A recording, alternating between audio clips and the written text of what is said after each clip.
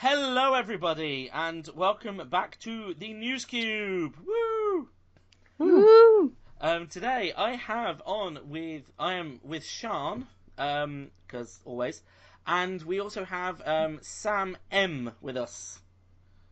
Yay! Yay! Just one Sam this time. Only one Sam. It won't get that confusing. Hopefully. You could always just call me Samuel. Get that difference. Which do you prefer, Sam or Samuel? Well, as long as I'm not being told off, I don't mind. Fair. They're okay, yeah. Anyway, we have a lot to talk about today, so shall we get started? Yes, let's get started. Woo. Okay, first on our news is Blizzcon. Which I have Blizzcon. absolutely no interest in, so I'll let you guys take the lead on this one. Right. You lead the way, Sam. Okay, so BlizzCon, as Alex is a big fan of, introduced a lot of new things over the past couple of days. Some of the bigger ones: a new hero for Overwatch, I'm not sure how it's the role is supposed to be sort of a support healer, but seems to have a bit of an emphasis on damage, called Moira. She, with one hand can heal her team, with another hand can kill the opponents, and there's interesting mechanics she's got going on there where she has to recharge her healing energy by doing damage to the other team. Her ultimate can go through defenses, so should be interesting to see how that one filters through into the meta. Also for Overwatch, a new map, Blizzard World. Think Disneyland, but all the various worlds, lands, whatever you'd call them, are the various Blizzard games. But I don't think there'll be an Overwatch world, as it were, or it might just be a bit too meta. That would be interesting. For an incredibly meta map already. World of Warcraft, they are getting official vanilla servers, as well as their 7th expansion, Battle for Azeroth. Ooh. As usual, the expansions will increase the level caps, add more zones, expand on the conflict between the Alliance and the Horde. I'm sure WoW players will be familiar with the lands. Horde players being able to travel to Zandalar, I guess, and Alliance to the island nation of Tiras. But yeah, the main point there, vanilla servers, and this time they won't get a takedown notice from Blizzard because they're the ones doing it this time. Woo. So the last time it wasn't them, huh? Yeah, it was a load of fans who did some, and it wasn't officially supported. It went on for a while, but then I think, as with most things, they started turning a bit of a profit, so it was shut down very quickly. Okay. I mean, I may be speaking out my backside there, but that's what I vaguely remember of the incident. Yeah. StarCraft 2 is going free to play. Ooh. With its expansion, Wings of Liberty. Those who already own the expansion and the game will be getting Heart of the Swarm expansion at no additional cost, which is good for them, I guess. Hanzo is heading to Heroes of the Storm because, in Blizzard's MOBA, I guess they can't have enough of their own characters from Overwatch in there now. Cool. And Hearthstone's new update, Kobolds and Catacombs, which they're calling, or the director Ben Brode is calling, a return to the roots of fantasy, which probably will just mean it's another lockbox for you to buy all these cards, which may or may not break the meta and/or the game entirely. Oh yeah, and they did a load of animated shorts, like one for Reinhardt and one for the new Overwatch character and stuff like that. Interesting. So yay, BlizzCon. Ah. Well, that was interesting. Mm. I'm actually quite interested. I am actually interested about the World of Warcraft thing. Did you play World of Warcraft? I played it for a little bit, and then when it first came out, and then I went back to RuneScape. I never played it because I don't play Blizzard games for the simple reason that they just seem so addicting that it's one of those things where I'm automatically just like, no. Especially back in the days when I used to really be into MMOs, I just said no. This one will keep me trapped forever. Yeah. So there's a few games on my list that I did play a little bit of Overwatch, only just to help someone get a skin, but that was about it. Yeah. Which, speaking of which, too, that character, was it, let me look up her name, Miora. Yeah, so basically they're kind of like Lucio. He can heal. Well, I guess he has both of his hands free, but I guess he plays music to heal. I like the idea of like having to balance the whole healing and harming sort of thing. Here's a medic that can't sit at the back anymore because otherwise they'll stop being useful as a medic. Yeah. Which is quite interesting to see. And I imagine there'll be a lot of this needs to be buffed, this needs to be nerfed, especially after the changes they made to Mercy. Oh, yeah. How she went from a pure healer to someone who could just run in and shoot everything. Which, interesting, I guess. It depends, I guess, whether whether Moira has to like do a certain amount of damage, or whether she just has to get a certain number of kills. Because if it's just a certain number of kills, I can easily see the meta evolving to have your Moira at the back, and then everybody else funnels down, if that makes sense. And so, they casually, you get a lot of kills at the back, like they leave like people on like 1 or 2 hit points, and then she just goes in for the final kill, if that makes sense. From looking at the abilities, Having it just never seems played more. Overwatch, I'm not sure. Yeah, I'm looking at the abilities now, and it just seems to be more literally doing damage. So I'll read out the ability. Using her left hand, Moira expends biotic energy to heal allies in front of her. Her right hand fires a long-range beam weapon that saps enemies' health, healing Moira and replenishing her biotic energy. So you might get a chance where you're doing a lot of damage to, say, one of the big HP tanks, like name's gone for a moment there. That's not good. Someone. Well, one of the Bob, Dave, yes. Reinhardt, there we go. Although he's got more armor, but yeah, someone like Reinhardt, and then at the same time you're healing your team's, I don't know, Sombra.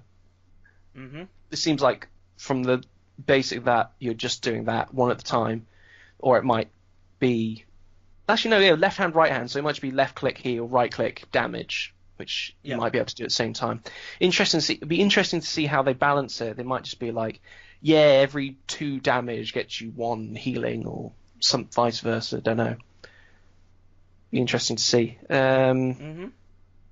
She's got a biotic orb, so can launch an orb that will heal or damage, or put a decay effect on the opponent's fade. So a brief teleport, which I think is now like just about every other hero now has some sort of short distance teleport. And Coalescence, her ult, channel a long range beam that both heals allies and bypasses barriers to damage enemies. Ooh. So that'll be interesting to see what defense. If it's literally all defenses, then GG Genji, not even healing will save you from this. That should be quite interesting. Yeah. Anyway, so we had another conference. Was it this week, or was it? It was this week, I believe. Yeah. Right. It's either this week or last week, one of the two. We had Paris Games Week. So the main thing that happened that we were interested in is the Sony press conference. Yeah. So, just trying to find out exactly what happened. Okay, so what did they announce, or what did they say? They have announced a few games. I'm bad at finding information in long articles. They announced a few games and gave some gameplay trailers for a couple of the ones they've announced previously. So the ones they've given gameplay trailers for would be Detroit Becoming Human. Ooh. The sort of pick your own adventure, rewind time and do things differently kind of story. Interesting. And there was another trailer dropped for The Last of Us Part 2. Ooh. Nice. Wait, I thought Part 2 just recently came out. That was a prequel expansion of Ellie before she met Joel. Oh goodness, this is all getting confusing. Part 2, this is Part 2, so it looks like it's about 10 years later. Ooh. Ellie's now like a... grown up. Either an old, like late teens, early 20s sort of thing. Interesting. Okay. Yeah, just looking at her from the first and, well, now second trailer, she looks a lot more like... mature. Angry at everything. Yeah, mature. Angry as well. There was a thing called Ghost of Tsushima. That looks real interesting. I like that. I love like feudal Japan, right? Japan. I love that sort of aesthetic, as it were, you know? I feel like now that's going to become sort of a trend now that after Neo came out. Yeah. Cause I noticed that. Then I noticed there was another one. Let's see if I can scroll through our Twitter fast enough. What is it? We have For Honor, which is bringing out a few characters that kind of look like they came from feudal Japan. I don't know the whole For Honor thing. If that's just the entire theme of For Honor is feudal Japan, but wasn't definitely. For Honor like? Was that the one that was like his pirates Vikings versus knights versus samurai? Yeah, and it was like, this is really weird, but okay. Yes, some new characters are coming out, and they have that Japanese sort of theme. So seems like that's the running theme now is feudal Japan type of a thing going on. I'm not saying that that's a bad thing.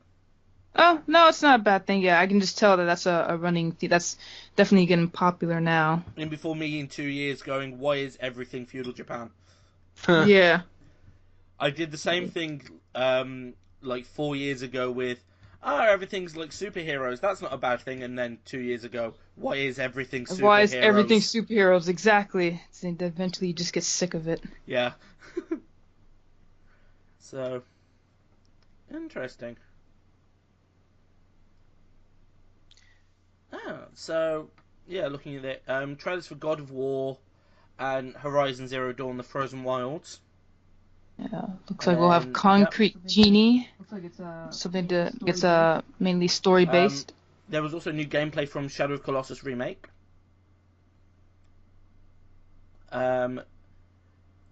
That has a firm launch date of February 6th, 2018. Interesting.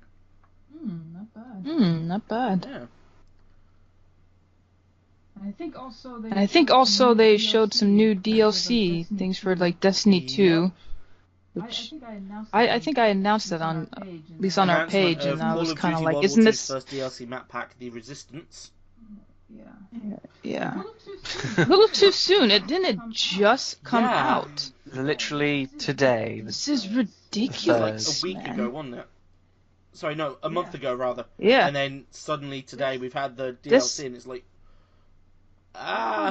Destiny 2 was like maybe a month or two ago. So what you're saying is you didn't have any content in the first place? Seriously.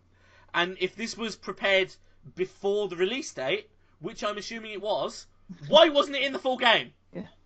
Why is it DLC? Yeah. Exactly. Oh, that's so. This is just I'm just pisses me off so reasons why I'm sticking to RPG. Reasons Oh, why. God. I've just thought of your worst nightmare. The next Final Fantasy game, to unlock every character, you have to have a microtransaction. Oh my gosh. No. No. And then it's episodic content. Well, that's actually that's how I feel about 1 hour of cutscene and yeah. then 2 hours of gameplay. That's how I feel about the new remake for Final Fantasy VII. When I heard it was episodic, I'm like, yep, that's you trying to make money. I could just, especially if they sell it for maybe like, let's say $30 or $40. I mean, still that would suck, but it's like, okay, that'd be a little bit more reasonable. But if you're gonna sell it for like a full price, like $60, which I think your games in the UK prices a little less than ours. Sometimes it's 60, but sometimes I've seen you guys get it a little cheaper than us, like maybe like £50 or whatever. I'm just saying, if you're gonna charge me full price for a game, I don't want it to be episodic. Would be interesting to see if they did that episodic sort of thing, if they then included content they had to cut from the original. Yeah. That's the only way I could see them sort of validating it, really, is like, hey, yes, it's going to be in 3 parts, but each part is as long as Final Fantasy VII, or almost, like as half as long as the original Final Fantasy VII, because of all the extra stuff we've added, yay! Yeah. But I doubt it, for me. Oh yeah, totally doubt that. If I was being pessimistic. Anyway, so we've, the Xbox One X is coming out in a few days. So this completely confused me. I mean, hooray for Microsoft always being confusing.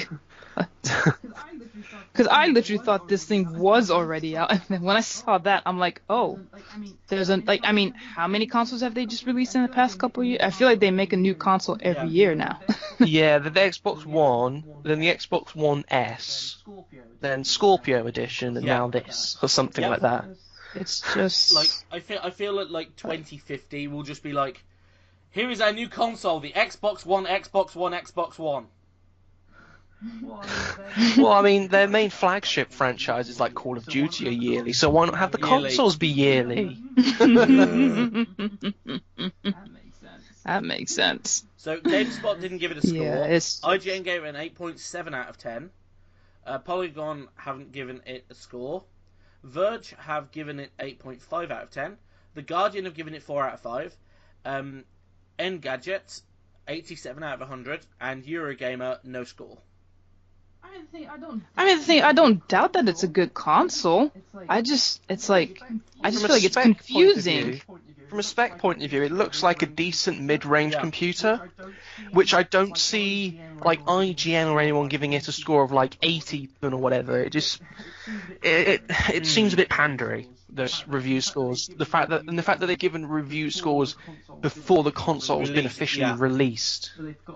So they've got a press edition of it, and now in a week or just over a week's time, literally 8 days, when that console is launched proper, people are going to be expecting it to be some sort of miracle child of the gaming industry, based on some of these reviews I've seen of it. Like, it's 4K, but really, it's like that's basically what PC have had for the past 2, 3, 4 years. Here going, and then it's 450 quid, and I could get so many more things for 450 quid. That would make me happier. Not to mention the people who spent that much money last year on last year's model. So. And then if you add on next year's model, have you seen the market? That's 3 years of consoles versus which costs the same as my electric piano, and I've got far more fun out of that. And that can pay my bills. Yeah. So. Yeah. Well, I don't know if you guys have Windows 10, but it's like if you go to their Microsoft store, on the PC, I mean, Cortana, order more Xboxes. Oh God, you actually turned her on. The crazy thing is. Oh God, no, bad. Bad wow. Cortana, bad. Oh God. Oh Christ, oh God, and now I've got the hourglass of death. Now the crazy thing is there's a lot of games that not only work on Xbox, but also work on the PC. Yeah, which that was is one of the big things they had in E3, I think this year and or last year, was, hey, look, now we're doing cross-platform, and if you buy it on Xbox or PC, you can play it on both. Yeah, but it's just like, at that point, why would I even buy an Xbox anymore? I feel like they're just shooting themselves in the foot. Like, I think the only main reason they have now for buying it is, well, exclusives, timed exclusives, and I guess, if people are being sad, then brand loyalty. I will say this, though. When Cuphead came out, right? Because I was looking at it, and because that's an Xbox exclusive, right? It's only Xbox, I think. No, that's on... Okay, so Xbox and PC. Well, here's the crazy thing. I know specifically on the Microsoft Store for PC, a lot of people on the reviews were basically giving it 1 star because when it first released, it wouldn't download. Then people had problems saving it. So then a lot of people were just giving reviews like, just go ahead and buy it on Steam. So even if I wanted a PC game, if I know I can get it on Steam, I still would rather choose Steam because I've never really had crazy buggy issues like that. Speaking of Cuphead, if you buy the physical disc of it, it seems that you're just getting a download code and a box. It's even less point of getting it on the console then. If it's literally that's a sort of a trend that's going to be going with, I guess, presumably indie developers more so than any mainstream developer, having now you need to go log on to your Xbox and go onto the store and just download it. You've probably even paid more for it now because you've got a box. Yeah, I don't know. It's just, and I have an Alienware Alpha. I think I mentioned it before on the podcast, where it's essentially just a PC. I mean, it may not be as strong as an Xbox, but for the games that I play, I don't need an Xbox for a bunch of RPGs, which they don't even really do on Xbox, let's face it. So it's like, I don't know. For me, I mean, I'm a big Windows fan. I love Windows, but sometimes like I look at their marketing and I'm just like, really? Like, anyone can see through this. Like, this is stupid. Like, what are you doing? Like, I feel like they should next write a book called Ways to Fail a Company or something like that. It's just like, oh my gosh. It's like, it's a shame too. It's like I'm kind of rooting for them because if they're out of the game, if they're out of the picture, it's like, well, then I'm just stuck with only Sony and Nintendo. That's it. We're not going to have any other consoles. We're just going to have, it's just going to be Sony and Nintendo going at it for who knows how long until one of them can just knock each other out. So consoles are ever so slowly dying? Yeah. I think consoles in the traditional sense are dying, but you see more now portability and offering other things like virtual reality, 4K, additional streaming services, and various other things like that.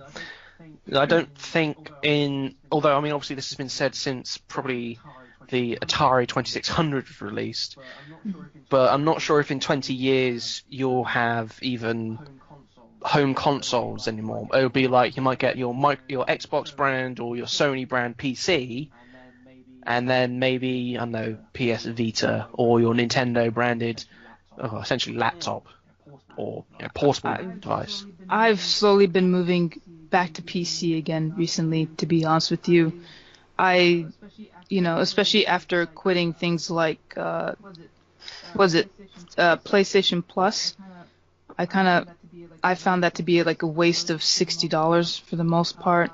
The fact that, when you buy it, it's almost pointless to buy a disc anymore, just because now they just download directly to the console. So it's like, okay, I might as well just buy digitally. And it's like kind of what I mentioned before. It's like if I'm gonna buy digitally, it's like, well, then I might as well just go ahead and get it on Steam. At least because here's the thing that will backfire is that I was doing that before on the PS3. I was buying digital games, whether through the Plus or maybe they were, had a Square Enix sale, and I was buying a couple of digital games. The thing that sucks is, if they feel like making a new console, those digital games don't go to the next console, which is what happened on the PS3. you then have to hope that they're going to re-release it again, and then you have to buy it again, because knowing Sony, you're definitely going to have to buy it again. They don't make it so that you, I mean, if these things could just sort of transfer over, that would be great. But if you're going to make me purchase again, which maybe some games I would, but for the most part I don't. I don't really like to re-buy games unless it's something like my PlayStation 1 and 2 games. You know, I've had this sort of crap out on me, so I don't mind rebuying just to sort of preserve the disc. But beyond that, it's like I already had Final Fantasy X remastered on the PS3. I wasn't gonna rebuy it on PS4. I did, however, rebuy it on Steam just because you can do the whole ×4 speed or whatever. So, but for the most part, it's like I don't, you know, it's just, yeah. I mean, watch when PS5 comes out, you're just going to see that all the digital games that you have on the PS4, unless they change it by that point, but if they don't, if it's just like, oh, you've got to buy it again, then it's like, well, this is stupid, you know? It's like, so that's kind of why I've slowly just been going back to, you know, Steam. It's just like, it just makes more sense. It's like a computer's a computer. Doesn't matter how many OS updates you give a computer, you know, more than likely Steam is just going to keep working. And, you know, and the excuse that, oh, it's a Sony exclusive, well, they say that a lot about that, you know, for a lot of games, but eventually a year later, it's on Steam. You know, it's like, I mean, really, and then usually cheaper, so it's like, why even, you know, it's like, why am I going on console again now? They're slowly, it's kind of like, we should have probably mentioned it. We might mention it in the news a little bit, but it's sort of like GameSpot. Mm-hmm. Yeah, I'm pretty sure GameSpot. Yeah, it's like they're slowly. Oh well, you guys don't have that over there. I guess your equivalent would just be Game, but I don't think it's the same company. Anyway, they're slowly shooting themselves in the foot, and you can tell that they're always in trouble and they're always scrambling because every couple of years they've got some sort of new marketing scheme that they're doing to always get people in their stores, and now their new one. So I guess this really only applies to the U.S. GameSpot. That's probably why no one was interested in the article when I posted it either. So GameSpot there, it just clicked. I'm like, oh crap, they don't have that store over there. Duh. So they're doing this new thing now where they're going to start doing, for $60 a month, you get to rent out a game.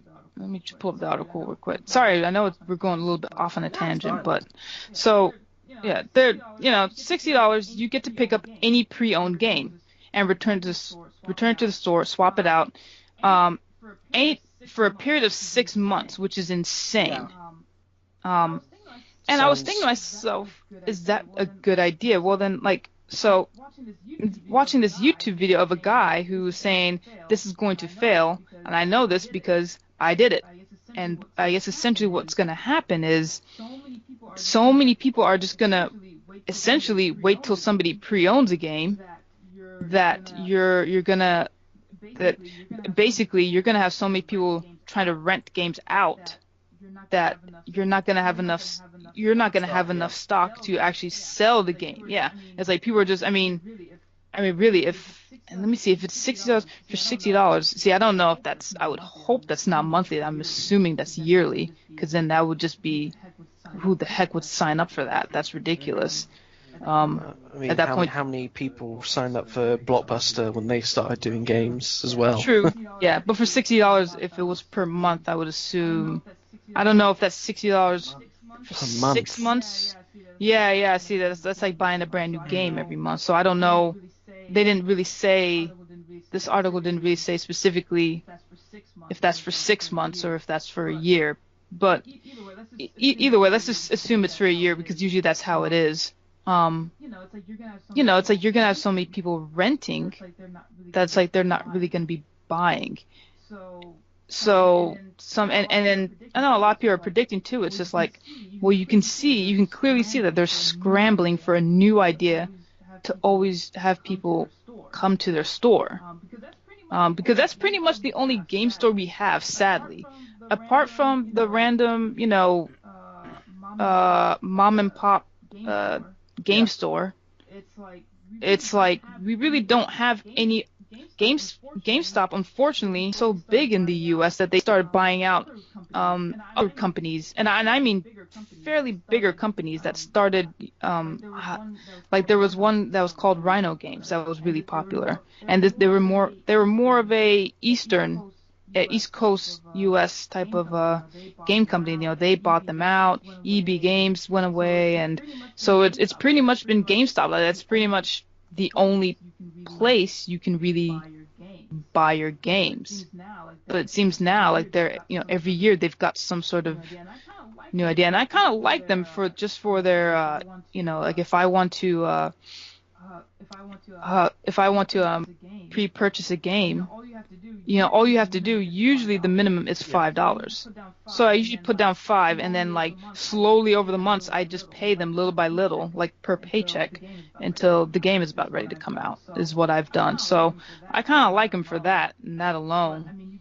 But I mean, you could see every time that they just scramble. I don't know what it's like. I know the only gaming store in the UK I know of is Games, so I don't know if you guys, when you guys go there, how much it looks different from GameStop. It looks similar, but GameStop, they started doing things like, go online and you can buy old PS2 and Super Nintendo games, because they wouldn't carry those in store.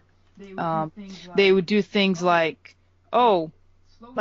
slowly the store started changing. Like they started selling more garments, more things like cups, toys. Then they started selling things like phones and tablets. And I'm like, is this Best Buy? Yeah. Or is this a game store? It's just like it slowly keeps changing, and this is going to be the sign-ups begin November 19th. Oddly enough, I think that's Thanksgiving for us. That will have been intentional. Or it's fairly. Yeah, I think it's intentional, but I don't know. It's one of those things where it's like, it's going so digital that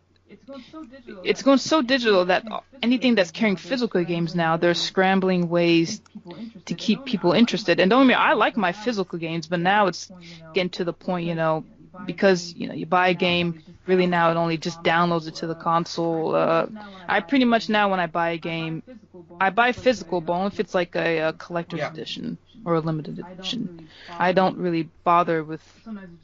Sometimes there's just no point anymore. They've made it this way. The game on the physical side of like games, if that makes sense. I found an example of something that's really interesting. So there used to be a game that I used to play all the time called Entanglement by Gopherwood Studios. It was on Chrome at one point as like a browser extension, and then it's recently come to Steam. And then they've announced that they're also doing a board game version of Entanglement. And I think that's really interesting. And yet it's funny that you mentioned too, there's another board game that's doing the exact same thing. I think it's something Ride the Train. That was a board game, and then it became a video game. It went the other way. Yeah, and now it's becoming. So it's just kind of like now our board games. I mean, there was what was the one that you were playing? So you were playing Tracks. That other train game. Tracks, yeah. So it's like, now we're starting to see board games. Of course, Monopoly. They've been doing that for a while. That just recently came out on the Switch, or is about to, like Tabletop I believe. Simulator. Yeah. I love Tabletop Simulator. I think one other thing I've seen Game and a couple of others do is they have either expanded their store, or they've changed around part of their area.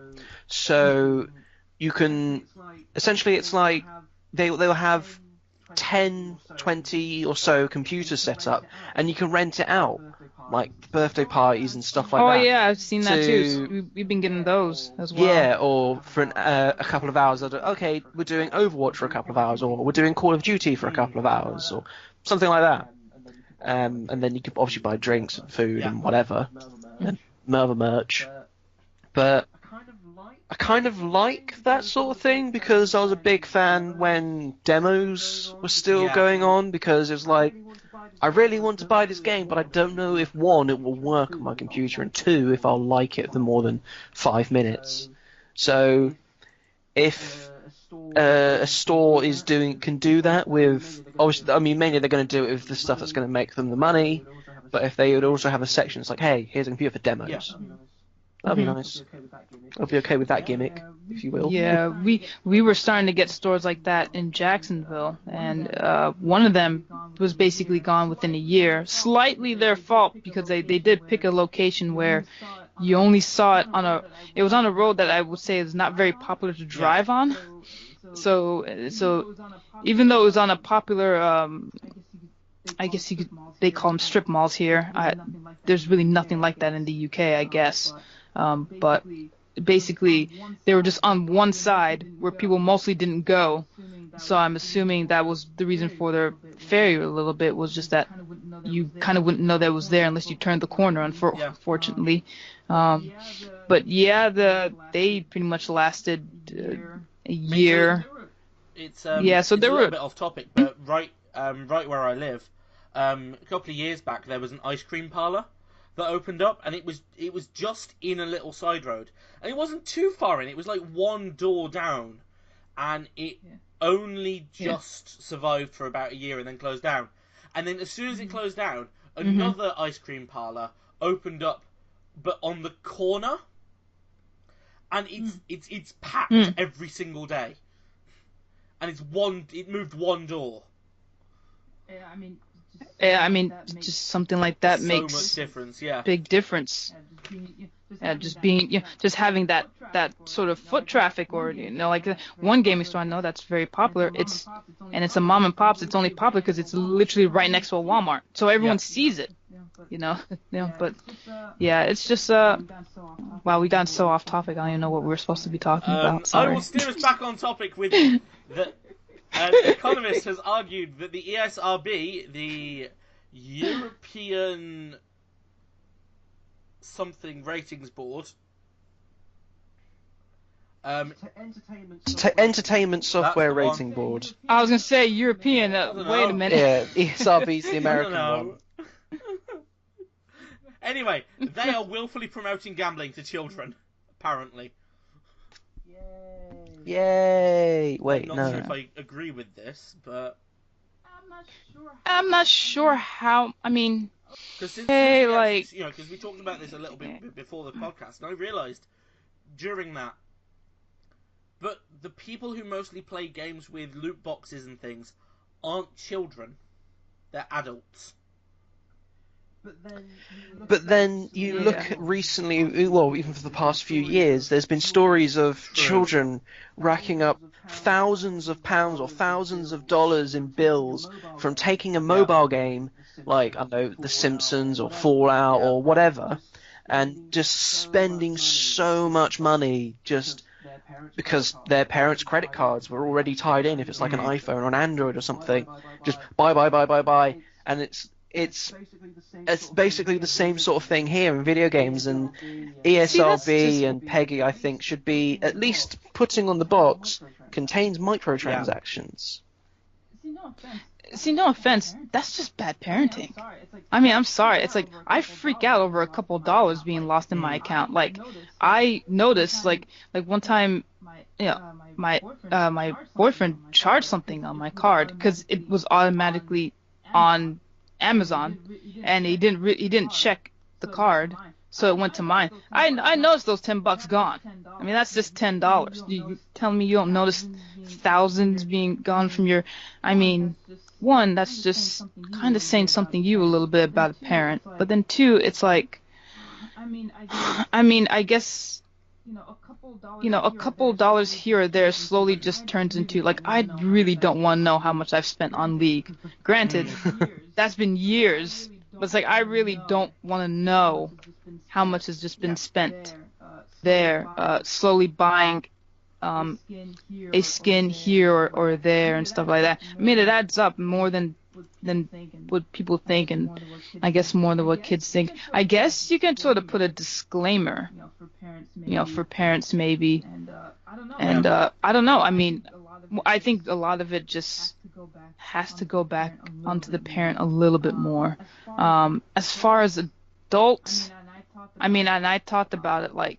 I've been playing League since it first came out. Someone introduced it to me back in college, and I've played it for so long that I have almost every character. And no, I don't buy the characters. That is an option. If you want to purchase the characters by money, you can purchase them by Riot Points. Something similar. I think they do something similar to that to Overwatch. I know there's in-game money, but then there's also like I think you can also can you buy money like in Overwatch? Yeah, so there's something similar. So I know for the characters in League, since I'm always able to get them in-game, that's pretty much what I do like 99% of the time. Unless one of them is like ridiculously cheap and I just have leftover coins, sure, I'll go throw it at it. But for the most part, I don't spend real money getting a character. It's only the skins that I've ever purchased it. Well, since I've been doing that for years, my favorite characters that I play all the time, I pretty much have all their skins. So I'm not really, and when I purchase their skins, I don't buy them full price. I wait till it goes on sale. Every week they have a sale. It's like Steam. They always have a sale. And usually, even on a sale, I will just wait I won't even get a skin for all the characters that I have. That's just ridiculous. I have too many. It's just like, I have way too many characters. I don't even get skins for all of them. I just wait till they go on sale. Oh, hey, this one looks really cool. I got some spare. I'll just buy something. That being said, when they slowly introduce boxes, I don't think the intent was to spend. I think the intention was because people who were playing the game for so long that there was really no incentive to keep them playing, or there was just no extra things, so they put in loot boxes.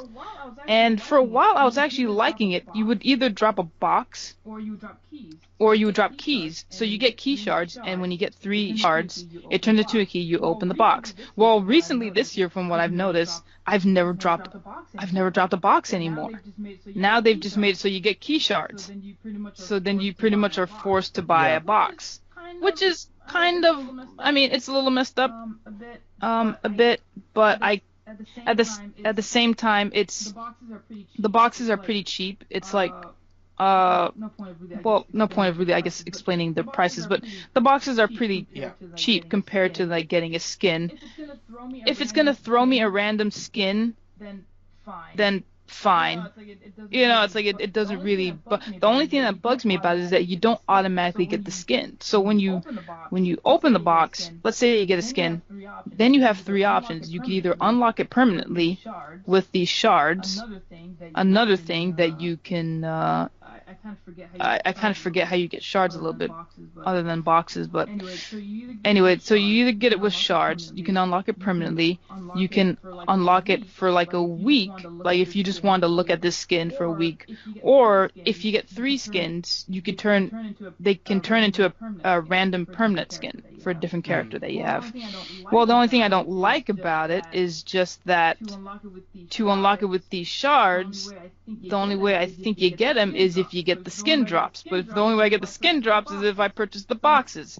So it's like, at some way, it's like I'm still spending quite a bit of money. But like I said, I don't do it very often. Yeah.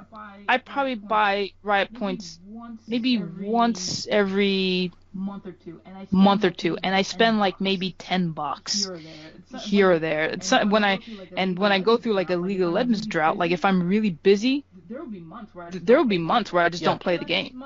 So that's months where I'm just not, but that's the only reason why I do loot boxes. And that's actually the only game that ever got me to, and that's why I say that game is so poisonous. It's the only game that I've ever been just so addicted to over the years and have just played for a very long time.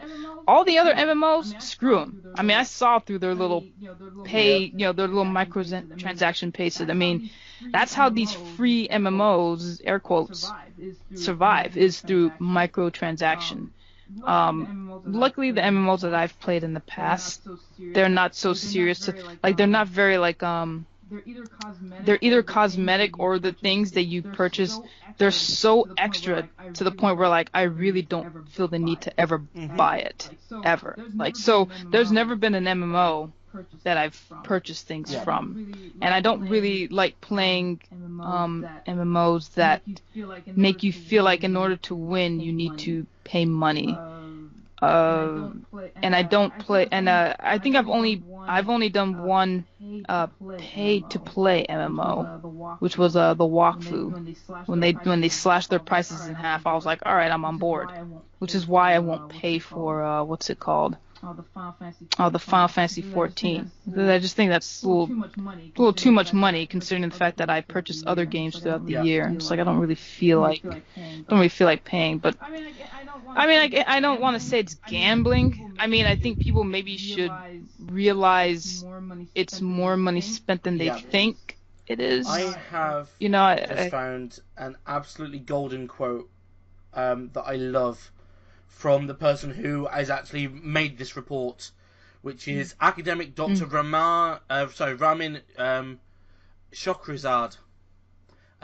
This is the following quote, okay? I just think this is absolutely golden. Mm-hmm. I use Overwatch as an example here, not because this is the only such product. It is probably the biggest product, and is such the alpha trendsetter. Other developers will follow the lead of the alpha. Chinese regulators, despite their best intentions, got gamed. American regulators did nothing, open up a Frexel factory. The next move is on the part of the EU regulators, who seem to be approaching the situation cautiously but deliberately. I warned them in 2013 when they summoned me to the ICPEN summit in Panama that they would be playing regulatory whack-a-mole with our industry for years to come, and they are finally realising just what I meant. I'm going to pull up a chair and watch the show while I eat my popcorn. This show has been going on for years now, but it can't go on forever. I'm guessing it lasts longer than the Benny Hill show, but not as long as Doctor Who. That's in an actual academic paper. I love academics. Way to use your degree. I think speaking of spending a lot of money over a very long time, have you ever put your Steam account into Steam DB calculator? Oh dear God, I don't want to. Yeah, mine's a 5-year-old account, and I was looking at how much mine is valued at. Oh. It's not a little amount of money, but then looking at it with the cost with sales, it's a hell of a lot less. So I'm like, okay, that's fine. Yeah. That much over 5 years is okay. See, I don't really buy things on sale, no. So I'm actually a little scared, but I'm going to work this out. Oh. I'm going to do this. Yeah. No. Yeah, see, I pretty much only, same goes for Steam. The backlog is insane, and it's the reason why I'm trying to finish more games on there than ever before. I'm about to crack, the 200 mark, really soon. It's kind of bad, but it's the reason why I really want to finish it. I'm almost going to do next, but...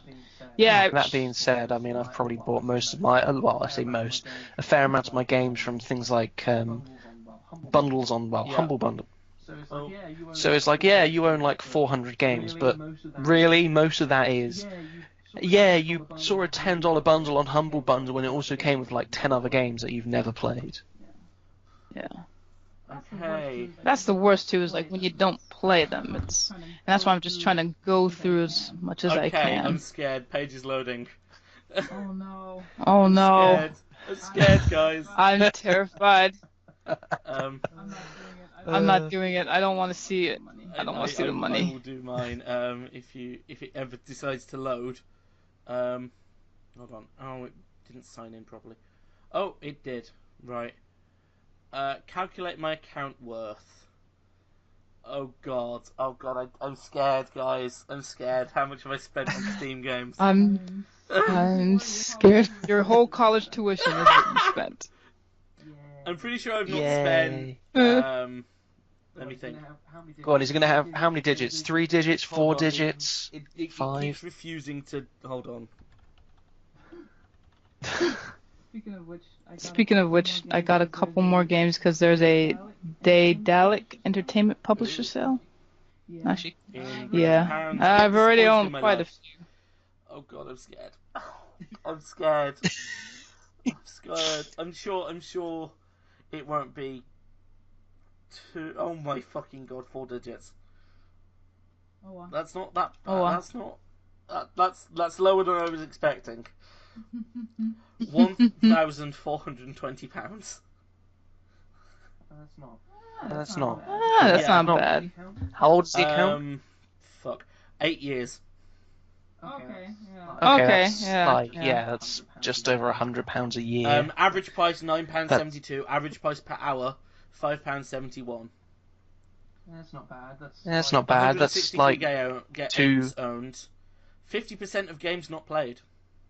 Yeah, but you got 100. Yeah, but you got 160 games for like the price of 20. Yeah, and 1,154 hours on record. Average playtime 14.2 hours. Steam level 15. That's not. That's Products okay, I by guess. cost £38.29 and higher. Only one. So that'll be the $50. So that'll be the $50 bracket. Yeah, I'm wondering what that is. The products tab will tell The products tab there will it is. tell you. By actually let me search by price per hour. I'm really this is I love this thing. That'll be Civ 6. Yeah, I thought it was going to be Civ 6. Really, what? As in, you've not? It costs £50 and you've not played many hours on it, or 1 hour 59. Sorry, no. Okay. No. Sorry, no, I misread that. Time 31.4 hours. Price per hour £1.59. That's not What's too bad. What's the highest price per hour I have? Highest price per hour, Democracy 3. £16.76. What's that even supposed to mean? So like $20. this is quite interesting. So you've played like an hour. Yeah, of it. 1.1 hours. I think the most important thing is just whatever you're spending, just don't go homeless over it. Be careful. Seriously, I mean, pay your bills. That's all I gotta say. Careful. Pay your bills before you pay for lock boxes for Steam games. Yeah. Otherwise, exactly. you'll end up like Runic Games. Bad segue. Bad segue. Yay! Why? That's terrible. Who said they had a financial problem? Oof. It's all conjecture. Sorry guys, we're closing Runic Games. I just really need my Steam level to be a bit higher. Couldn't afford all the cards otherwise. Yeah, Runic Games is closing. I'm sad. Yeah. And Sam was pretty quick to get that news up too. I was like, wow. They released Hob in September and now they're closing, and it feels a bit weird. Yeah. There you go. Yeah. In a statement to Kotaku, publisher Perfect World said the decision to close Runic was made as part of the company's continued strategy to focus on online games as a service. Runic's Torchlight 2, and the recently released Hob will all remain available. I was gonna say, like, Hob just recently. It seems like a decision by Perfect World to close Runic rather than Runic deciding to close Runic.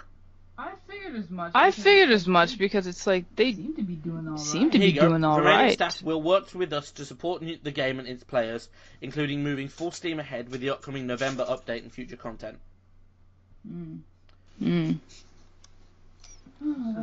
That's a shame. Oh, I'm always sad when studios close. At least it's not EA taking another one to the slaughter. Yeah. What do we have next? Speaking of slaughter, PUBG. Tenuous. This is just going to be like the puns episode.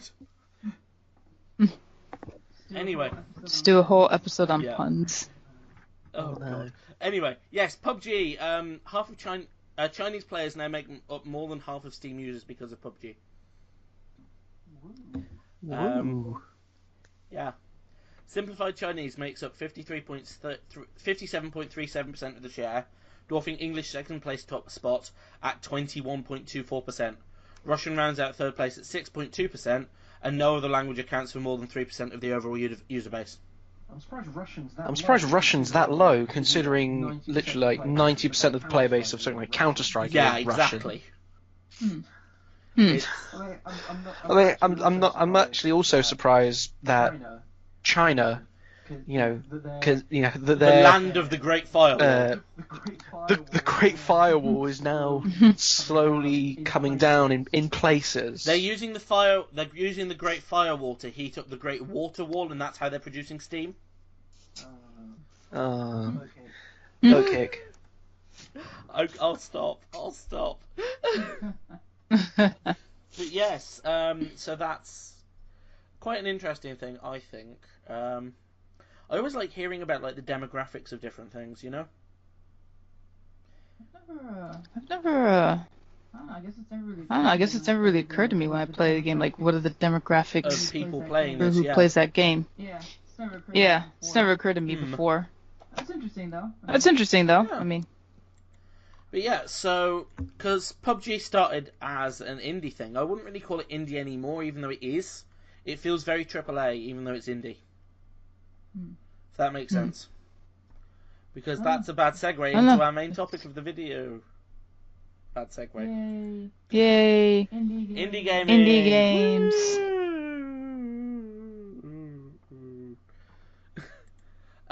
Yeah, indie gaming. What should we say about indie gaming? I should have planned this better.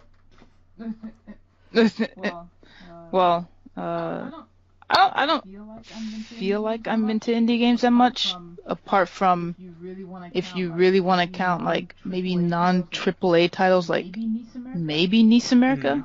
I wouldn't consider them AAA in my opinion, but So my whole thing to begin with is that I feel like there are two very different kinds of indie. There's indie in style and indie in development. So there's, us two people have created a game together, sort of indie. And there is, we may be a development team of 50, but nobody's ever tried this before, kind of indie. Right. You know? Yeah. It's like a new mechanic Like or a new something. mechanic or like a new sort of story or some kind of, something like that. You know? So would Nintendo be sort of indie in the way that they did stuff like with motion I controls would and say stuff like certainly that? when they first started doing motion controls, they felt very indie to me. Like, that's probably one of the reasons I love Super Mario Galaxy so much, because it feels like a Super Mario title, but it also feels like it's got that extra bit of love and extra bit of care that I find with a lot of indie games. You know? See, I guess the thing with Nintendo also is that they're very Yeah, so put it? I guess the first question is, they bring on a lot of indie Nintendo an games. indie developer? I'd say no. I would say no. Seeing as their But work do they develop has indie spawned games? the I don't know, they have schemes for like, well, they call them indie games, Nintendo indie games. But I would definitely think Nintendo themselves are most certainly not indie, considering that through their work with other developers, you wouldn't have things like the Xbox and the PlayStation without Nintendo's involvement in various I things. just think they're very innovative. Switch? Is it Snipper Clips or something like that? Yeah. That is very, very indie feeling in my opinion. That feels. Yeah, so I mean indie. they're definitely innovative. I would say that they're very innovative. They start a lot of things. A lot of indie devs I think like making games for them because they sort of bring like a new idea, like the whole 3D screen. Although I don't think there were too many indie games on the 3DS, but there certainly seems to be a lot of indie games for the Switch. Yeah. Yeah. So I think it's that with them. So I think it's that with them, though. I think that's what they kind of have going on for them. And can anybody think of any examples of an indie developer with a very non-indie title? Ooh. Maybe the people who did Owlboy? Yeah. Doesn't what's it called? That game you like, Alex. So much with the cubes. Why am I having a brain fart? Super Meat Boy? Cube World? No. The cubes. I'm being Minecraft. a troll. Minecraft. Yeah, there you go. That's not an indie. Not an indie game anymore. It's not anymore. Not anymore. I'd say. Not anymore, right? But it started as that, didn't it? Yeah, very much. I would say Prison I would say them. In a way, it really doesn't feel like an indie game even anymore. Even though it was. I think even games like Cuphead. Yeah. Because, it's very stylistically different, but it's that whole, hey, we're doing a retro style, and it's super hard. I think so. I'm not saying I don't like indie games. I think I hate indie games that really all just feel the same. And there's a lot of that. There's like a lot of that. And I think it's indie games like Cuphead that you mentioned. I think there was one called Dusk. That was pretty good. I don't know if anyone knows that, but Dusk was really nice. Yeah, that was fun. I think maybe Brothers. I think it's called Brothers or Two Brothers. Yeah. I adore that game. That was really good. I don't know if you want to consider The Last Guardian. Yeah. I think they started definitely with Ico. And then they've definitely have gone bigger. They certainly don't come out with mini games at all. Maybe Tri-Ace, the people who are responsible for Star Ocean. Yeah. They I don't really feel like they're an indie developer, but they definitely can't put out as many games as the AAA titles. Although I will say most recently they've kind of been pushing the Star Ocean a bit more than usual. But probably them, maybe. Does an indie game still feel like an indie game if it gains a lot of popularity? Or is it only, yes, this is most definitely an indie game because only 500 people play it? In some cases, I would say. Yeah. The hipster I played it before it was mainstream. But then again, on the one hand, it's like that is. So when I'm playing on the Mindsock server, which is still on Minecraft 1.7.10, it's over that version is like 2 years ago. That still feels incredibly indie.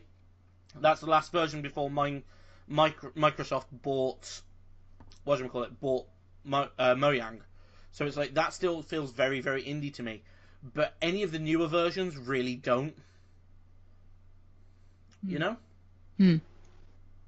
So yeah. What maybe some of you guys' favorite indie games? God. I have too many. Hotline Miami. Oh yeah, that was really good. Yeah. Tabletop Simulator mentioned earlier, that was an indie game. Valley? Yeah, that was really good. Do either of you know like the Zachtronics games? No, I don't think so. Things like Infinifactory, Shenzhen.io, Opus Magnum.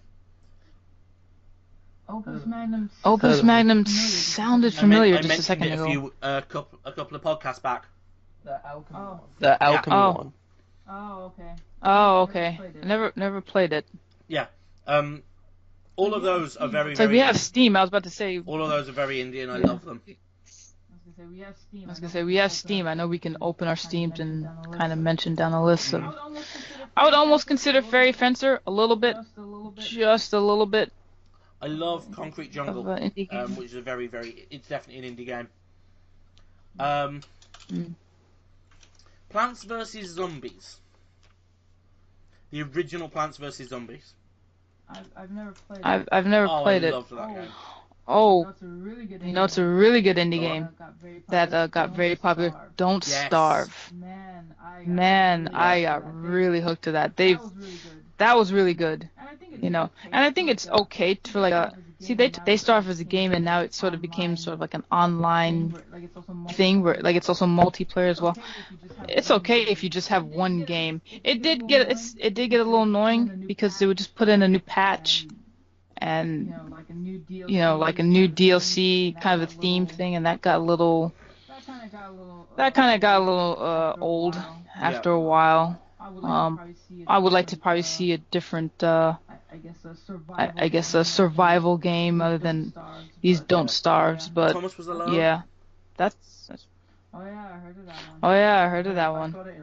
I got it in a Humble Bundle, but I could never get it to work. Oh, you're missing it. So much Aw. beautiful story. Unbox as well. I absolutely adore Unbox. I mean, that sounds like a Lotbox, basically. No. It is one of these games. So I first heard about it at EGX when I went to EGX and reviewed things. It's a platformer, retro-style platformer, where you play a sentient cardboard box going around for the Universal Postal Service or something like that. And it's adorable, and I love it so much. Other indie games I have loads of indie games, and I'm just trying to. If you really think About it, most I'm sorry, I'm echoing for some reason. Most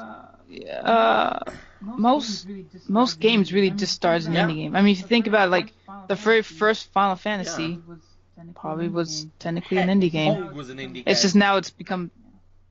Yeah. There's a really cool indie game that. No, I wouldn't say it's indie. Acronox? Does anyone know of that? The name rings a bell. I need to finish it. Oh man, I was really enjoying that from Eidos, or I don't even know how you say them. Eidos Games. That was really good. Really enjoyed it. I do need to finish. There was a point where I kind of got stuck somewhere, but it was really nice.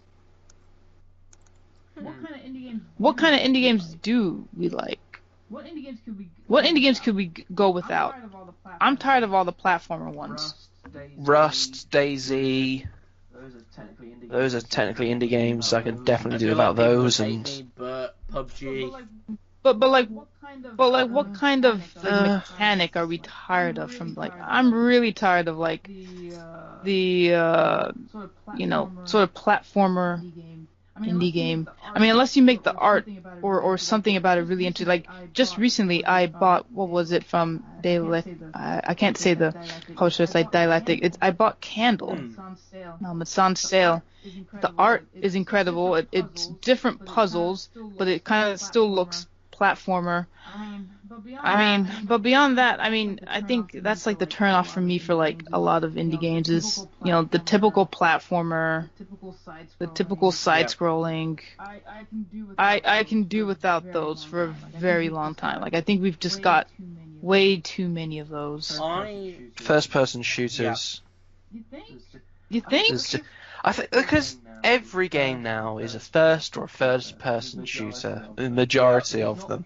If it's not the platformer, it's a shooter of some descript, and it's getting a little bit samey. It's like, oh, now I'm shooting this enemy because reasons, and oh, I'm shooting that enemy because guns. Yeah. It's getting old. One sort of, I wouldn't call it, it's not a genre of game, but it's a practicing game, is, and certainly in indie games, is where they try and do a story, but it's not dumbed down, but it's like, there is a story here, but you don't have to worry about it, you can just play the game. That really actually annoys me. Either do a story or don't. You're right. Don't give me a fake reason for doing the things that I'm doing. You know? Yeah. Yeah, I see what you're saying. Yeah, I see what you're saying. Annoys me. What indie games would we like to see more of? I love a good crafting game. Mm-hmm. To an extent. There has to be a bit more for me in that. Crafting. The crafting. Just crafting. Unless, of course, you're going to go for the genre that I am longing for and has never actually happened, which is just crafting. Which is something I sort of have been working on in my very, very spare time that I haven't touched in 6.5 months. Of my game dev stuff. What else? What would I like to see more of in indie gaming? I'd like driving games. Yeah. Or Some of them not focused on a personal, mysterious maiden or blah blah blah blah blah who must save the world, galaxy, universe, time and space or whatever. It's just here's you in a car. Go for a drive. I would like to see indie devs trying out new mechanics that haven't really been tried before, or trying out new sort of stories that haven't been tried before. Things like that. You know? Yeah. I think you're right. A game where you can be the villain. Yes. Ooh. And not a game that's like not a game where you Crush, realise kill everything. that when you've been playing that you thought you were playing as the hero and you've actually turned out to be the villain this whole time. Like you're literally the villain. But like an actual proper like, oh, I'm evil and I know that I'm evil sort of game. You know? Okay. Like, would you like them to be evil at first and then turn good? I would like character development. Okay. I'm very much for character development in my stories. If there was a choice where you could go good or you could go completely even more evil. Black and white. I've always wanted to play I've always wanted to play that. Oh, goodness. Because fuck Goddess. He does not deserve to game dev after Goddess. God, I hate that game so much. Yeah, what would I like to see less of in indie gaming? Goddess. More importantly, Goddess Wars. What would I like to see less of in indie gaming? Fucking asset flips. Yeah. I'm getting really angry, I'm sorry. Yeah. Stay calm. Stay calm. Stay calm. Yeah, Want microtransactions. Yeah. Yeah, no microtransactions. I want to see games that know when to stop, as well. Because there are some indie games that are like, here is 45 hours of content when you could have done it in 4. Yeah. And it's just unnecessarily padded, and I'm just like, do it short, do it well. You know? I'm not looking for a 45-hour romp through a city. You know, I'm looking for a 4-hour romp through a room. Oh my god, that's what I want to see. What? I want to see an escape the room game. Like escape rooms. Like escape rooms. Sort of, yeah. So you know the whole like it started off as like a Flash thing. Kind of. Or so maybe you'd be interested in Corpse Party. I'll Google it. You don't really escape a room, or should I say at least not one room, but you might be interested in that one though. Because this reminds me a bit of Danganronpa. I'm getting Danganronpa vibes from this, and I love Danganronpa. But I don't think you. Don't you kill people in Danganronpa? Sort of, but not quite. Oh, okay. Okay. As in, somebody is killed, and then you have to go around looking for clues, find out who killed them, and then there's a whole trial phase. If that makes sense. This one, it's more like a story, but it's kind of it has that sort of the spooky, creepy vibe, and a lot of talking and interacting and picking up this note and different stuff like that. See, it's not what bad. I was sort of going for is the whole, like, your player character wakes up in a mysterious room, and they're not sure why they got there, and amnesia trope. And then they escape that room, and then they get into a different room, and then they have to go back and forth between the two different rooms to get into the next room, and then they're going through these whole different rooms, and then maybe it's sort of some kind of, like, Portal-esque psychological horror, where you've been trapped in this whole maze of rooms to see how long it takes for your character to go insane, and it's some kind of, like, wacky, like, you know, like, psychology experiment in the far future or something where ethics isn't a thing, or something like that, but something like that with a really good story. Mm-hmm.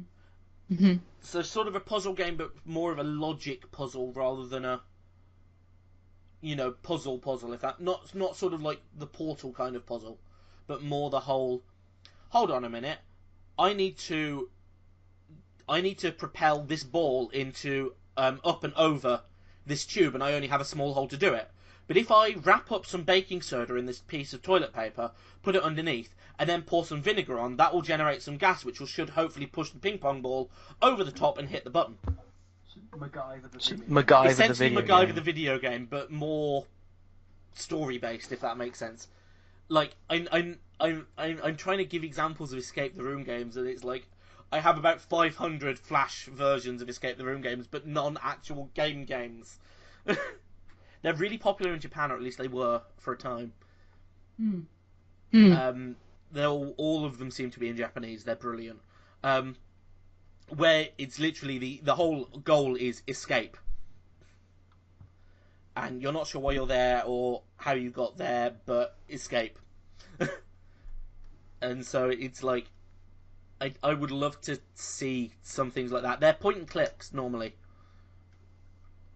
I wouldn't mind seeing a couple more point and clicks, like really good ones. I think I will be disappointed once I play and beat Siberia 3 of point and clicks, because I think Siberia will impress me. But I mean Siberia 3, sorry, but and actual point and clicks, not this walking simulator crap. Especially the ones that are like scary stories. No, I'm not into scary games. Another sort of thing I want to see, which has just popped into my mind, and I can't think of many examples, and I feel like this is just me, if that makes sense, but I want to see a game where, in order to properly work out how to beat the game and everything, you need one giant flowchart, or one giant, like, map, or something, you know, like, I want a game that will make me sit down and go, okay, but if I mix this with this, then I'll get this, and then if I mix that with that, then I'll get that, and I start sort of mapping it all out, if that makes sense, you know? I want a game all like, this room is connected to this room, and this room is connected to this room and this room, and I start drawing a map. I want a game that gets me engaged not just with the game, but with doing something else as well, you know? Making, like, a flowchart or a spreadsheet or something like that, you know? Yeah. Maybe it's just me, but I really enjoy games that do that. Like, one thing I haven't tried. A maze game without a mini-map. I think mini-maps just in general need to go away. Yeah, to be honest. They were good when open world games and things like that were very new, and moving around them was very difficult. But now I think there's a time and a place for them, but they're used everywhere. Yeah. I think it might depend on the game. I think things like GTA, that doesn't really need a mini-map so much. Unless, like, you're using, like, because you can put waypoints down, so like a map showing the directions to turn. Like you think the city is distinct enough? You just kind of learn like a regular city, you think is? More or less, but also because of the various other mechanics, like I said, where you put a waypoint, like, the nearest barber shop, the nearest gun shop, whatever. Otherwise, it's like, just drive north to the desert, there's an airfield, whatever.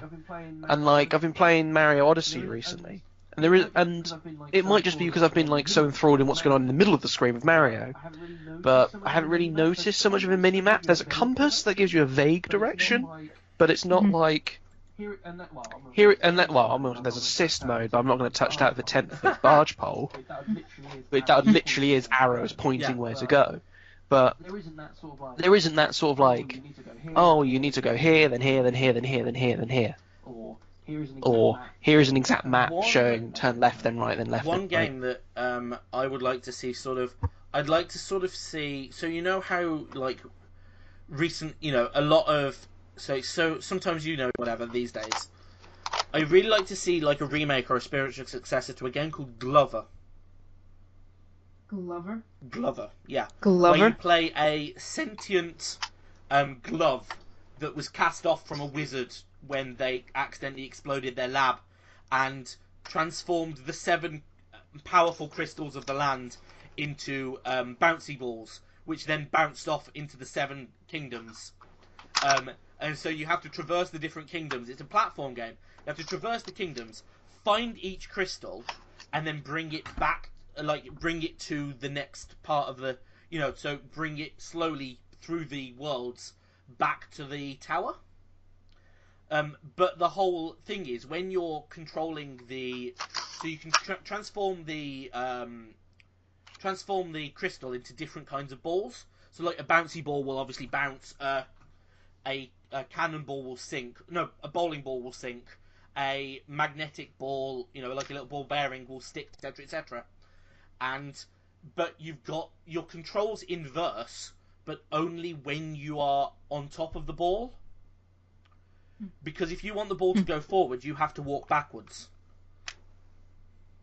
So sort of like a Katamari meets Final Fantasy. But one of the things it did in that is that it had a pointer, but it was like, because you're a glove, it would point in the direction where something was, like where one of the collectibles was or where the ball was or whatever, but it wouldn't point you in the direction to go necessarily, if that makes sense.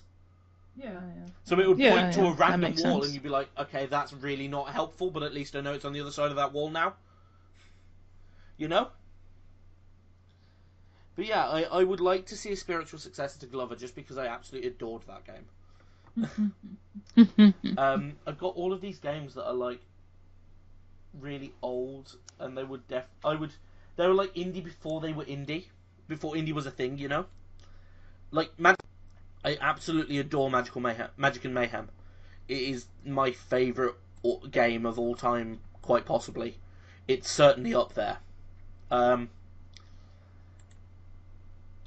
Yeah. The only thing I don't like about an indie game is when they sort of lie in their marketing. I played one game. Let's see. Trying to look through my list of games, but anyway, they sort of marketed themselves as an RPG. But really, it was more just of a platformer. And anytime that you beat a level, which there were really only 7 levels. So when you beat a level,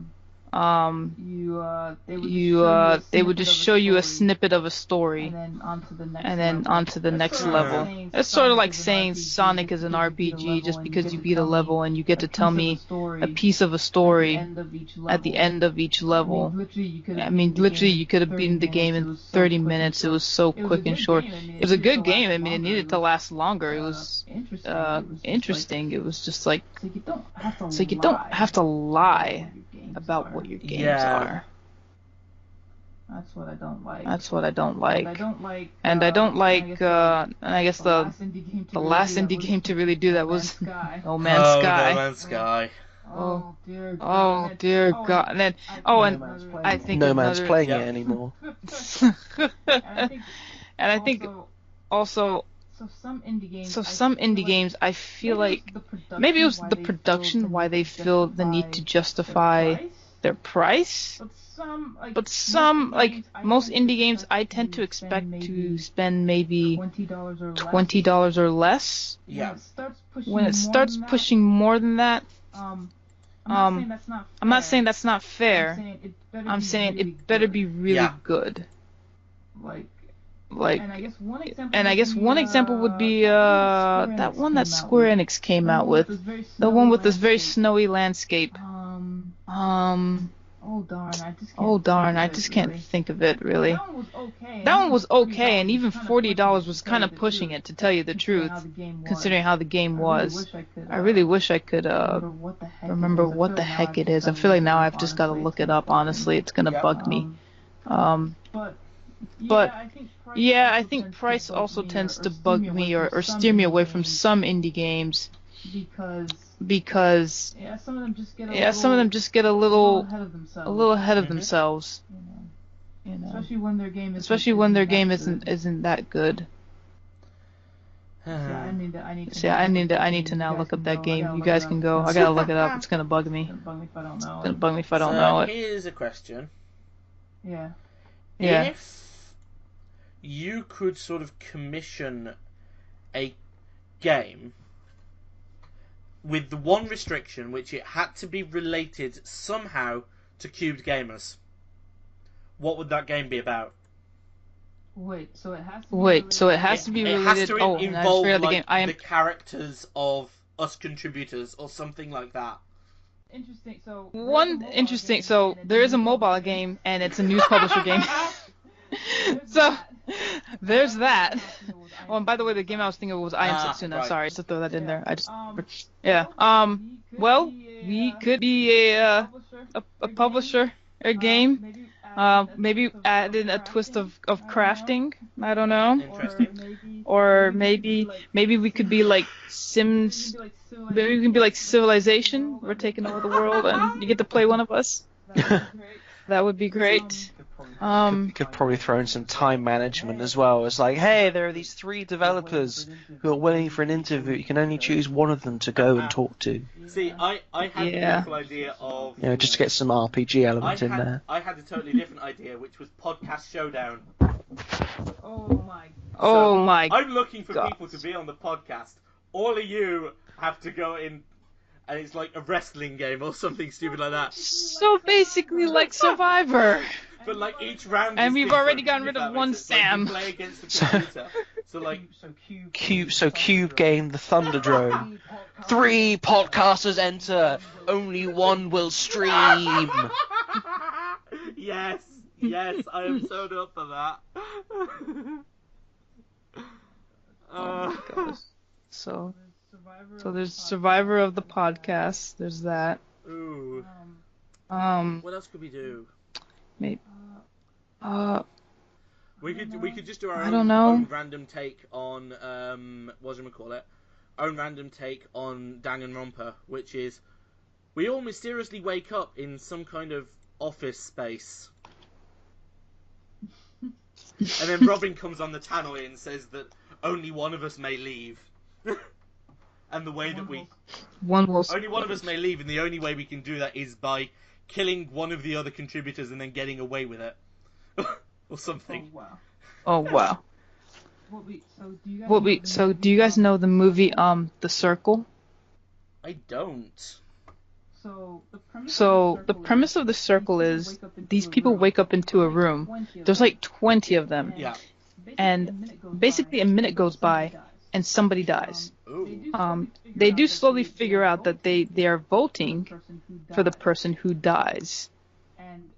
And it kind of just shows you, I guess, society a little bit, like how we think, and you know, like so in the movie, they were like, oh, all the old people should go first, and oh well, then they start saying to themselves like, oh, well, what did you do in your life? Like, how much money did you make, and what kind of job did you have, and you know, just stuff like that, and you know, they would just, oh, did you, you know, were you a good husband, things like that. So maybe we all wake up in a room.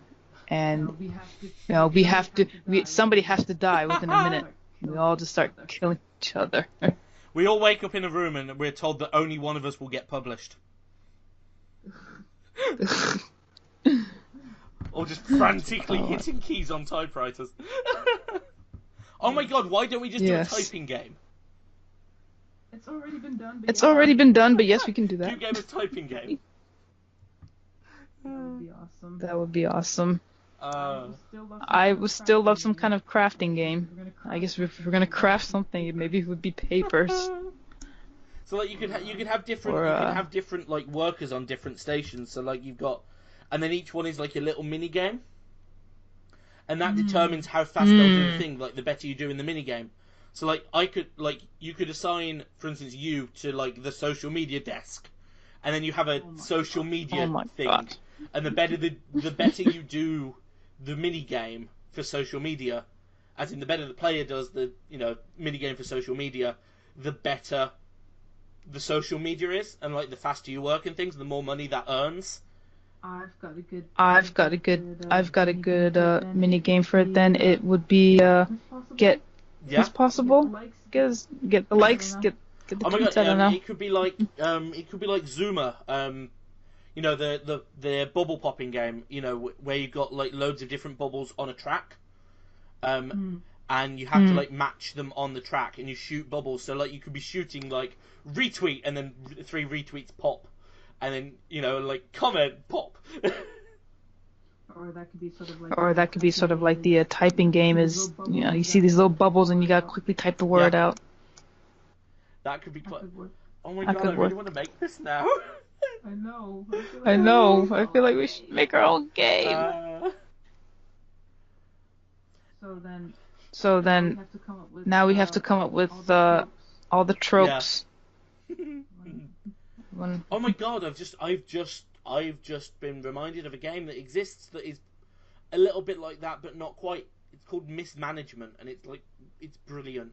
You run an office. There you go. And it's sort of like that, but not. It's quite interesting. I like it. I'm now just imagining various Cube contributors saying office lines from the office.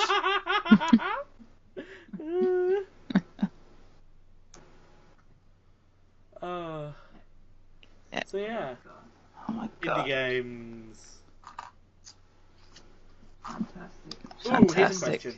I think that's okay. Yeah. So the apocalypse comes and all AAAs are wiped off like the scene completely. What do you think will evolve from an indie game into the new AAA niche? If anything. What will be the new thing? So like if all indie if only indie games existed as they are now, if that makes sense. So AAA is completely wiped off the map. So then you'd be left with a lot of hack and slash crafting games that may or may not have some element of long-winded story about saving the universe time itself. Insert overarching super over the top theme here. But then you'd have those platformers games that are just not like that, if that makes sense. Like Project High Rise. But then if you look at AAA games, or the games that would be in this situation replacing AAA games, the ones that are the most popular aren't necessarily the ones that have the most unique mechanics. Yeah, and sometimes it helps you, I guess, always stay on your toes. I mean, League of Legends. I'm not saying that you could say that they started indie, and what's kept them on top is that they've just led the way completely. I mean, they just had one idea after another, and they've just never stopped. Yeah. Now we've got a whole slur of indie games that are RTSs.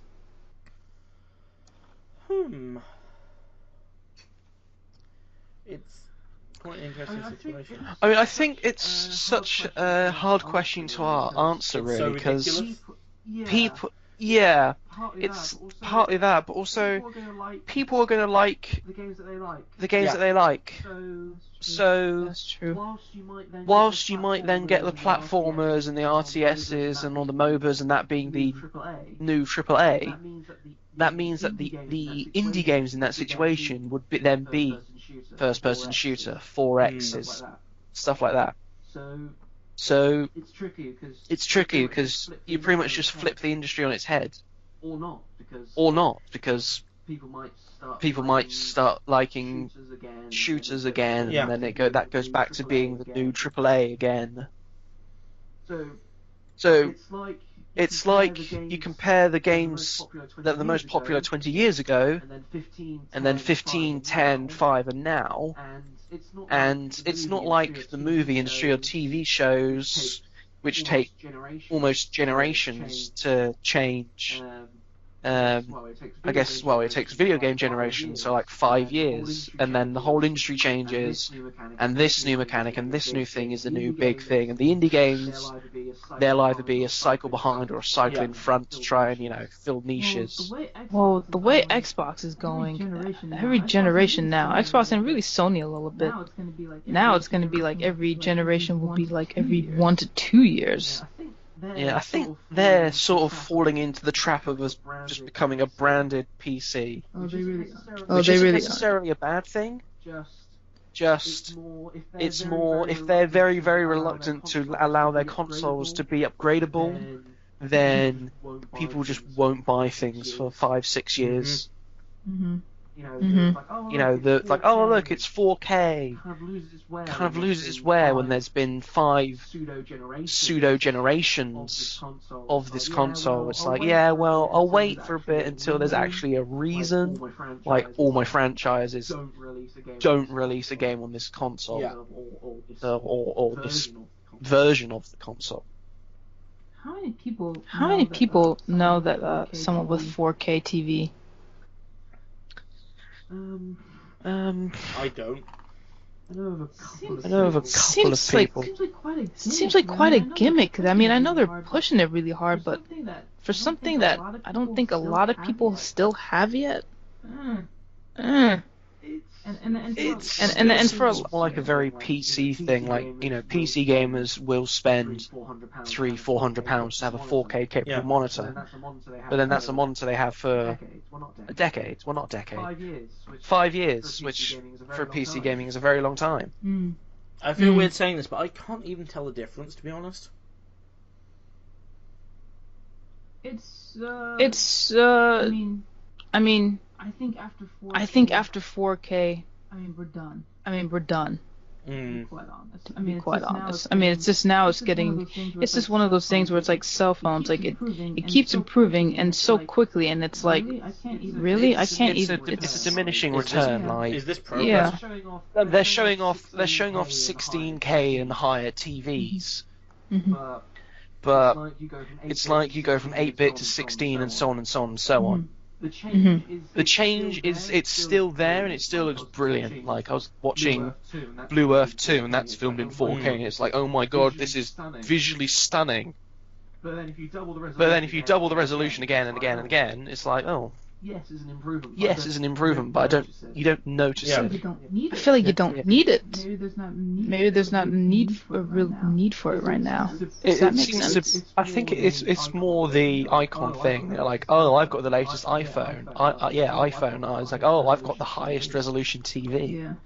Yeah. What I'm capable of playing in 4K FPS. I'm just sitting here like, fuck what you'll think.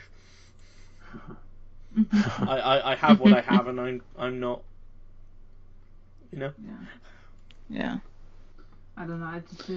It seems like it's moving too fast for its own good. I guess I'm just curious of how it's all gonna go. That's just me though. I'm not really buying into the 4K.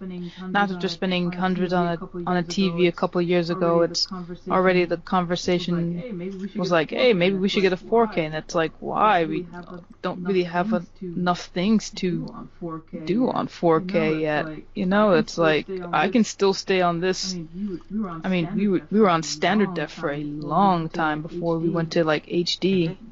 It's like all of a sudden it's like, I feel like we went from standard to HD to like all of a sudden, hey, let's go to 4K now. It's like, it's sort of like we went from 4K TVs are roughly the same price as a whole console. Yeah. So that $400-500 pound dollar console, you're gonna have to double that, mate, because you need the TV to go with it. I don't know how prices work in the UK. I can tell you right now, in the US, sometimes it's just best to wait because every year, I mean, they just drop significantly. I mean, there's no even a rush half the time. So I don't know. Anyway, have we got anything else to say about indie games? Indie games are okay. Indie games are okay. I like them, but not so much when it's like, hey, another platformer. Well, not so much that, but more like, hey, now help me develop by following my Patreon or funding my Kickstarter. It's like, okay, to an extent, I'll pay for early access games, but I'm getting bored of indie games that you get in like an alpha or even earlier stage, and you don't see an actual fully playable game for another like 2 years. That's another thing too. I think Steam got in trouble for that because it's like there are so many, either greenlit games or early access games, and I've never paid for them because I'm like, I want to make sure this game comes out. These Kickstarters and stuff like that. I mean, great that I'm pretty sure a lot of people appreciate them, the ones who do complete their games, and it sucks because the person who doesn't sort of gets, I guess you could say, they're punishing everyone else. But it's like, it gets old. It gets really old.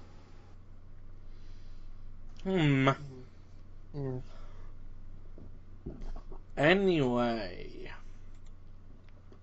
so if we've got nothing else to say about indie games, nope, that's it. Yep, should we move on to releases?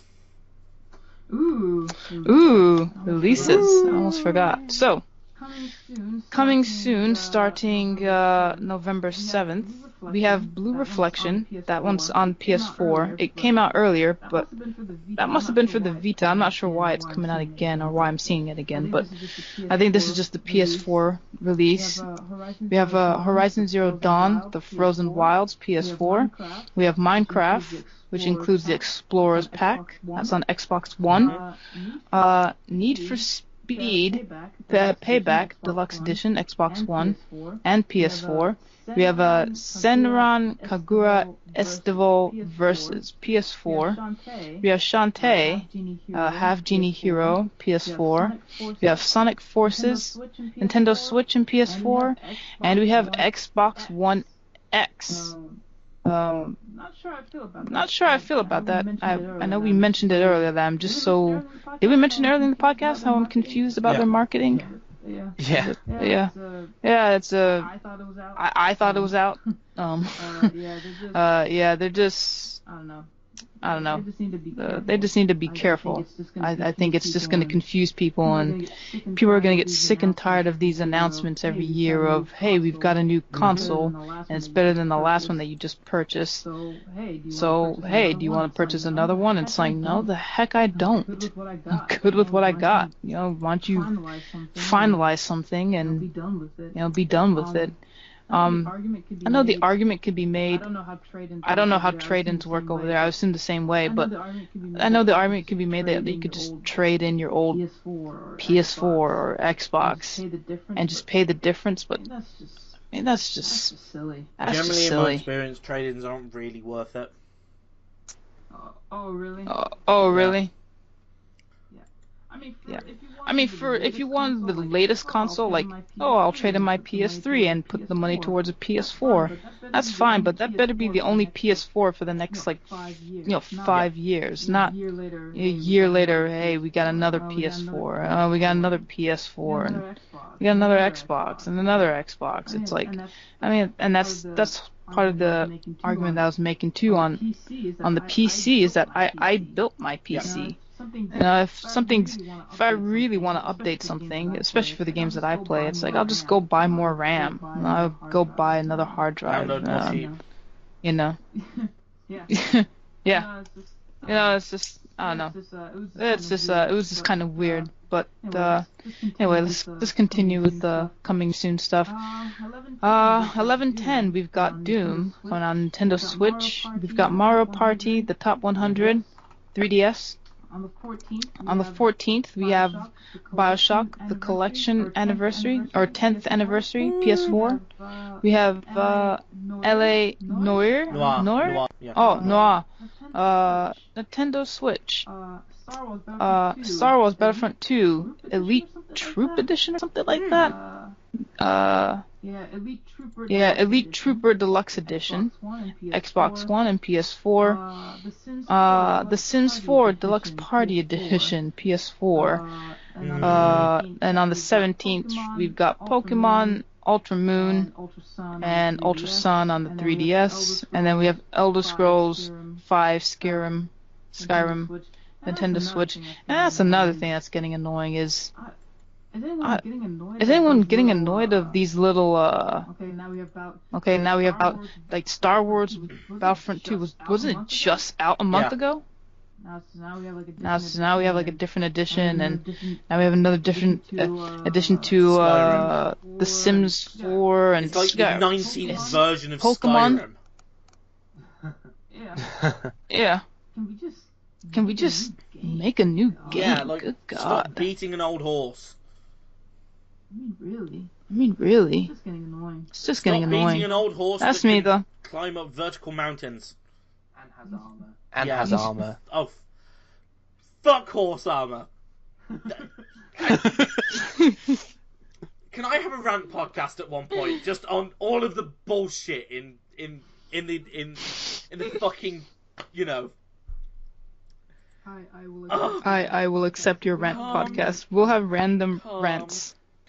Maybe in a few weeks. Yeah, don't give away all the content. Yes, we will have rant podcasts, and we'll get our anger together. Me and you, Alex. No, that's it for upcoming releases. So, last but not least, what are you guys thinking of playing this week?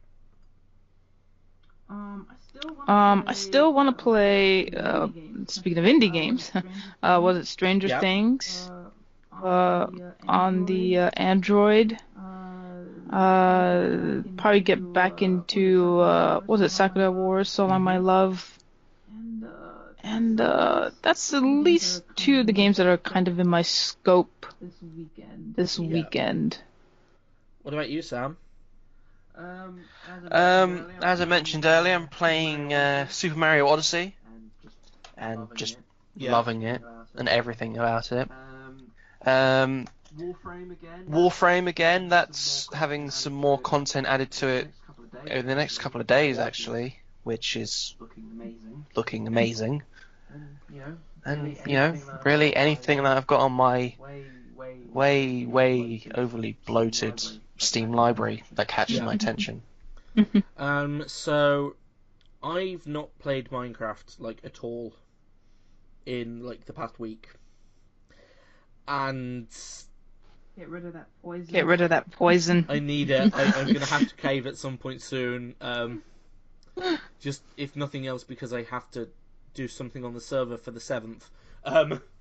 But as well as that, I'm going to go and be playing Factorio because I've recently got back into that, and it is like poison in my veins. But God, I need some of that sweet crack, Torio. What else? Oh God, I've got so many games that I want to play, and then when I actually come to play them, I'm like, actually, nah. I'm about halfway through on, where's it gone? Opus Magnum. So I'll probably end up going back to that and trying to figure it out. I hit a puzzle that was just, I can't deal with this right now. My head hurts. I want to go to bed. I've been playing this for 8 hours. So I went to bed. That's what happened to me with Equinox. Yeah. I know what you mean. For some reason, I really want to go and play Banished again. Oh, how was that? Banished. Do I have that game? Horribly difficult, and I love it. I do have that game. Yeah. Banished is good. It's horribly hard, but it's good. Any online multiplayer? Can we play I together? don't have either of you on Steam. I'm not sure if there is online multiplayer. I'm always up for online, like, multiplayer of some kind. So yeah. I also really want to go and play Stardew Valley, but then again I don't. It's like... I was at a point after my 39 hours where I was happy with where I was. And it's Have you tried it with mods? Have you tried it with mods yet? No? No, not yet. Oh no, I have to go and play Stardew Valley again. With mods? With mods. Oh god. So yeah, I'm gonna be playing things where I can. It's gonna be good. But yeah, so that has been the I've lost my words. How do words work? Podcast of the week. Yes, that's been the weekly podcast thingy-mabobby. NewsCube, that's the word I'm looking for. That's been the NewsCube. Yeah. Place we kind of work at. To think of. Oh fuck! I completely forgot. AGDQ is coming in January. Yay! And the schedule has been released. And oh god, I'm going to have to stay up all night for 7 nights. Sleepers for the week. Sleepers for the week. And right now it's 1:28, and it's the weekend, so therefore no sleep. Sorry guys, I keep you up because I'm over here. It's still 9:30. I went to bed at 6 yesterday. Like, come on, Alex. Anyway, Nocturnal Alex. I was literally playing Factorio. That is the only reason I stayed up till 6 in the morning. It wasn't working properly. Now it's working properly, but then I have to add another system to it, and that's going to break everything again. I just know it. You're officially a hedgehog. Yeah, I am a hedgehog. I'm gonna send you hedgehog. Please do. Pictures. Hedgehogs are so cute. I know. Hedgehogs are too cool for this world. Anyway, that's been the NewsCube podcast. I'm so bad at signing this thing off. With me, Wolfie, Sian and Sam. That's me. That is you. Yes. So yeah, not the other one. Catch us at the after podcast live stream on Tuesday at 8:30 ish. If I'm not too dead, it'll be fine. At about 8:30. Yeah, this is going up at 8, so that'll be fine. 8:30 ish after podcast live stream over on twitch.tv/cubed_game. This has been NewsCube, and we will see you guys next week. Bye. Bye.